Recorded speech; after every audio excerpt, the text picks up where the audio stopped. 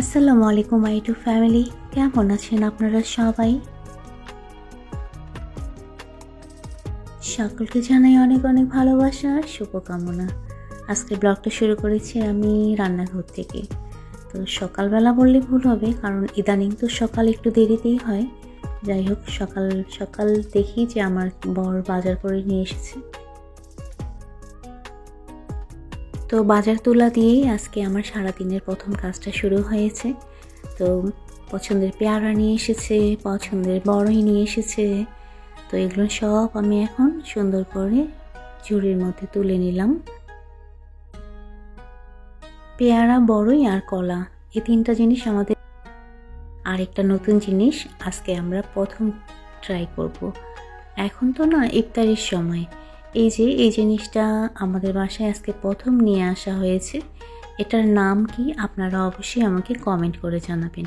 আমি আসলে ঠিক শিওর না এটাকে রসবেরি বলে না ব্লুবেরি বলে না মালবেরি বলে, আমার ঠিক জানা নেই। তবে এটা বেরি সেটা আমি জানি। তো কি বেরি সেটা আপনাদের মধ্যে কারো জানা থাকলে অবশ্যই আমাকে কমেন্ট করে জানাবেন। ওকে।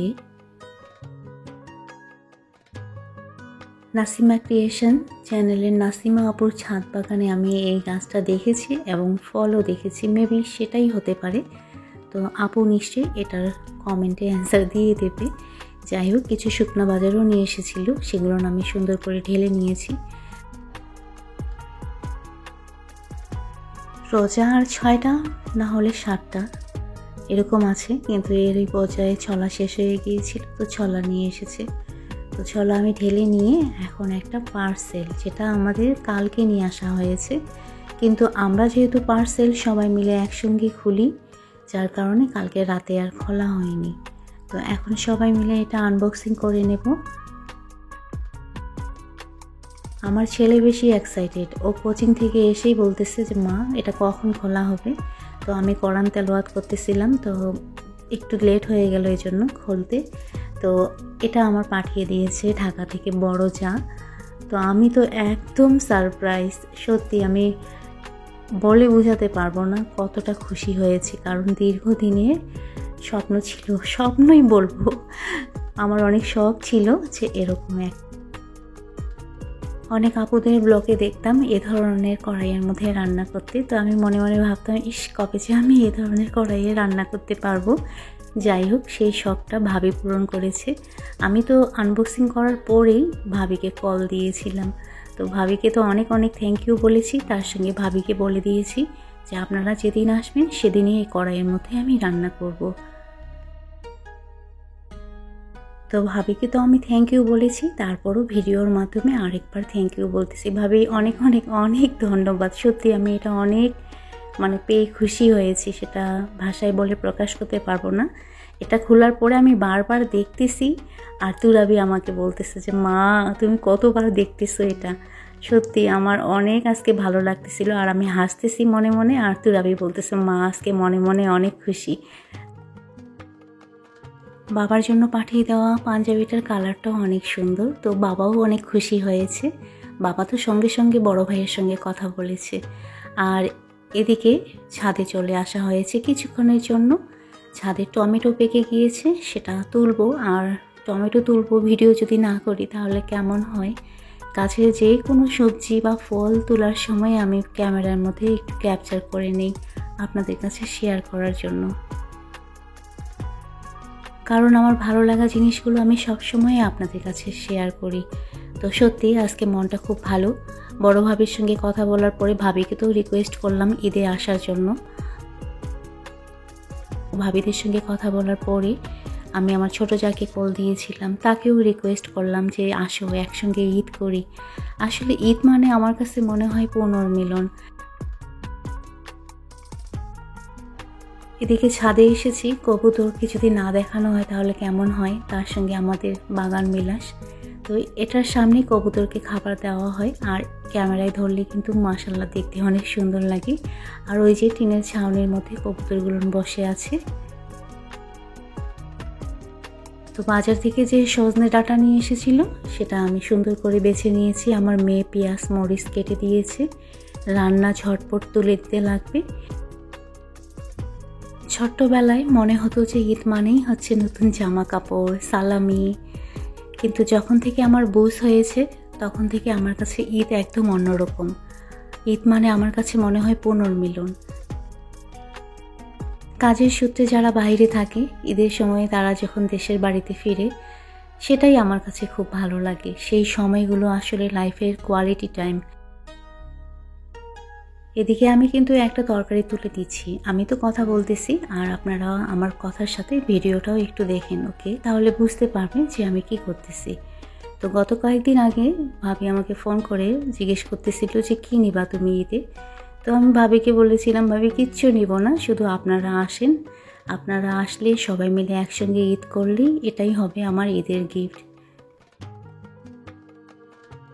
এদিকে কিন্তু আমি কথা বলতে বলতে সজনা ডাঁটা দিয়ে আলুর ডাল রান্না করতেছি।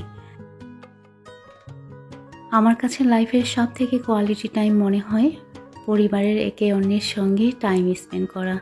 সত্যি আমার কাছে এটা সব থেকে বেশি মূল্যবান। আর অনেক সময় পরিবারের বিভিন্ন ধরনের সিচুয়েশনের কারণে আমাদের মন চাইলেও কিন্তু আমরা অনেক কিছু করতে পারি না। যাই হোক, আমি এখন একটা পুর বানিয়ে নেব। পুর ঠিক না, এটা আচ্ছা আপনারা একটু দেখেন তাহলে বুঝতে পারবেন আমি কি করতেছি। আর রেসিপি শেয়ার করার মতো আসলে সেরকম কিছু না। আমার জীবনের অভিজ্ঞতা থেকে আমি যেটা আসলে ফিল করেছি যে পরিবারের একে অপরের প্রতি সহযোগিতা, ভালোবাসা, দোয়া, এটা যে লাইফে কত বড় একটা সাপোর্ট আগামী দিনগুলোর ভালোভাবে চলার। আচ্ছা, এদিকে আমি একটা আলুর ডো বানিয়ে নিয়েছি আর এদিকে দুধ খুব ভালোভাবে বয়েল করে নিয়ে এখন সেমাই ভিজিয়ে দিচ্ছি। এটা লাচ্ছা সেমাই। আর আপনারা খেয়াল করেছেন দুধের মধ্যে কিন্তু আমি যথেষ্ট পরিমাণে ঘি দিয়েছি। আসলে বাসার নিজের হাতের বানানো ঘি তো, এজন্য কোনো কিপটামো না।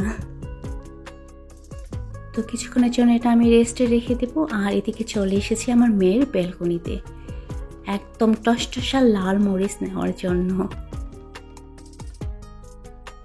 এখন আমি যথেষ্ট পরিমাণে ঘি দিয়ে দিচ্ছি। আর কি রান্না করতেছি আপনারা একটু খেয়াল করলেই বুঝতে পারবেন।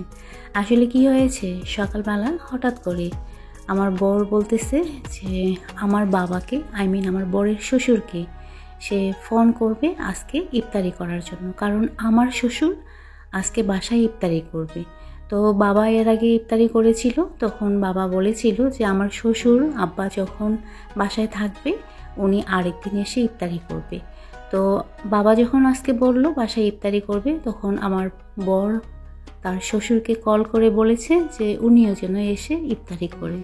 তো যার কারণে ঝটপট একটু ইফতারির আয়োজন করে নিচ্ছি।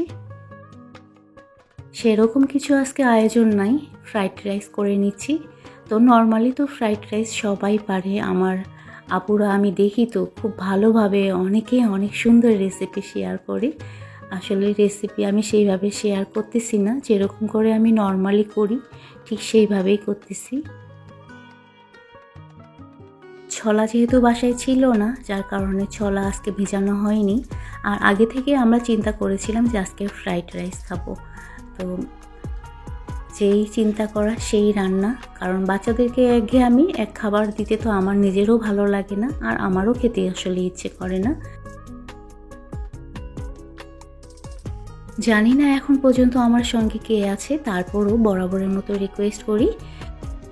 আচ্ছা, তার আগে ভিডিও রিলেটেড কিছু কথা বলিনি। গত এক ব্লগে দেখিয়েছিলাম আমি ডিম পেঁয়াজু, তো আজকে আমি ডিম আলুর চপ করব। তো সেমভাবে আমি আলুটা দিয়ে ডিমটা কট করে নিলাম।